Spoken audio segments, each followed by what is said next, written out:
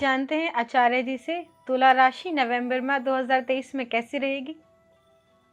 तुला राशि वाले जातक धन को लेकर बहुत ज्यादा सोच रहे हैं और अपने परिवार के बारे में थोड़ा सा विचार कम कर रहे हैं। धन आने जाने की चीज है और परिवार के साथ जब तक आपका समन्वय अधिक नहीं रहेगा तब तक आपके धन कमाने का कोई लाभ नहीं है। इस समय पर आपकी ईगो बढ़ी हुई है।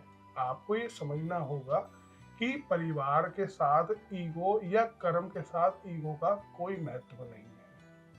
आपको अपनी ईगो को थोड़ा सा कम करना पड़ेगा, नहीं तो आपको परेशानियों का सामना करना पड़ सकता है। और परिवार को आप जितना समय देना चाहिए उतना समय दीजिए, तभी आपका संयोग और परिवार का सहयोग आपको लाभ के क्षेत्र में ऊपर लेकर जाएगा।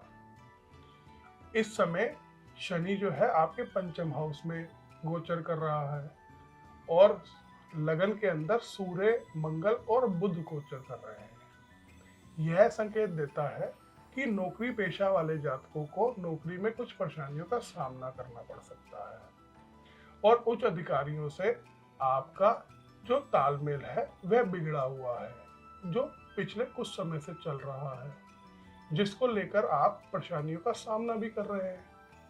तो इस समय आपको अपने कार्य करते हुए अपने उच्च अधिकारियों के साथ बना कर रखनी चाहिए।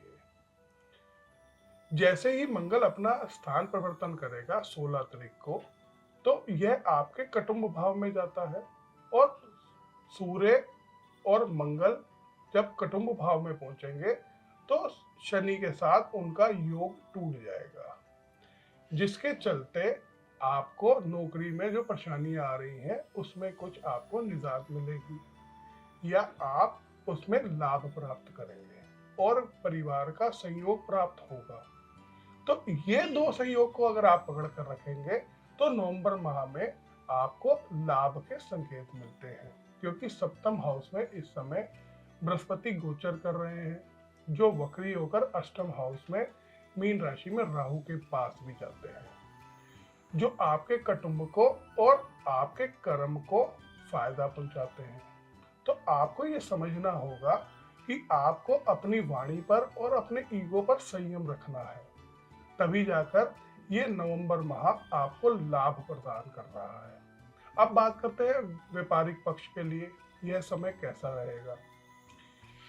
नवंबर माह के शुरू में कुछ परेशानियों के योग दिखते हैं, क्योंकि मंगल और शनि का जो योग है ये कार्य में प्रगति में कुछ बाधाएं दे रहा है, क्योंकि जब भी मंगल के पंचम भाव में शनि गोचर करेंगे तो यह थोड़ी सी परेशानियां दे सकते हैं। यह योग गोचर में बन रहा है, तो आपको इस परेशानियों को थोड़ा सा संभलते हुए आपको यह 15 दिन निकालने हैं। तो कोई भी नया कार्य या कोई नया प्रोडक्ट अगर आप लॉन्च करना चाहते हैं तो इस समय से आप बचकर रहें। तो 17 तारीख के बाद जैसे ही मंगल अपना स्थान परिवर्तन करेगा तो यह समय आपके नए प्रोडक्ट या नए कार्य के लिए उत्तम रहेगा और आपको लाभ प्रदान करेगा।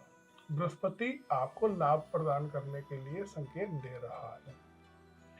और जिन जातकों का बिजनेस पुराना चल रहा है उसमें कोई अमेंडमेंट आप नहीं कर रहे हैं तो उसमें आप लाभ प्राप्त के संकेत आपको मिलते हैं 17 दिन के बाद से। उसमें आपको अचानक धन लाभ भी मिलता है और बृहस्पति आपको उस कार्य में प्रगति के नए नए योग भी प्रदान करता है।